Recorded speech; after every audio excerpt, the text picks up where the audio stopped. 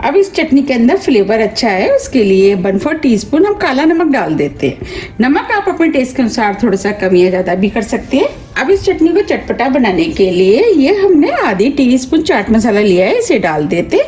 अब ये चटनी और भी ज़्यादा चटपटी और टेस्टी बने, इसके लिए ये हमने 1 टेबल स्पून नींबू का रस लिया है, वो डाल देते। अब हम सभी चीज़ों को अच्छे से मिक्स कर लेते हैं। ये चटनी खाने में बहुत ही ज़्यादा टेस्टी लगती है और ये पेट के लिए भी बहुत ही ज़्यादा फायदेमंद होती है। इस चटनी के अंदर से बहुत अच्छी खुशबू आ रही है। आप भी इस चटनी को एक बार ज़रूर ट्राई कीजिएगा, आपको भी ये बहुत ज़्यादा पसंद आएगी और इसे बनाना भी बहुत आसान है, झटपट बन के तैयार हो जाती है। आप इसे पूरी, पराठे, चपाती, चावल आप किसी के साथ भी खा सकते हैं, ये सभी के साथ खाने में टेस्टी लगती है। अगर आपको मेरी रेसिपी पसंद आ रही है तो आप रेसिपी को लाइक कर दीजिएगा और ज़्यादा से ज़्यादा शेयर भी कर दीजिएगा। अब ये सभी चीज़ें अच्छे से मिक्स हो गई हैं।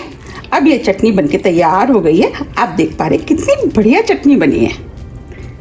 यकीन मानिए ये खाने में बहुत ही ज़्यादा टेस्टी लगती है। मुझे उम्मीद है कि आप इस चटनी को देखते ही बनाएंगे, क्योंकि ये बनती ही इतनी टेस्टी है। देखिए कितनी बढ़िया मूली, प्याज, टमाटर की चटनी बनके तैयार हुई है। मैंने आपको जिस तरीके से चटनी बनाना बताया, अगर आप उस तरीके से चटनी बनाएंगे तो आपकी चटनी भी बहुत ही ज़्यादा टेस्टी बनके तैयार होगी। तो आप मुझे कमेंट्स करके ये जरूर बताइए कि आप इसे कब बना रहे और आपको ये चटनी कैसी लगी। आप इस चटनी को किसी भी कांच की एयरटाइट बोतल में रख करके 10 से 12 दिन फ्रिज में रख के खा सकते हैं। ये आराम से 10 से 12 दिन चल जाती है।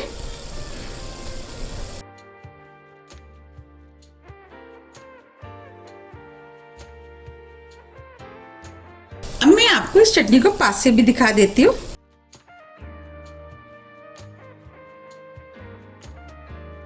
देखिए कितनी बढ़िया चटनी बनी है और ये देखने में जितनी सुंदर लग रही है उससे ज़्यादा ये खाने में टेस्टी लगती है।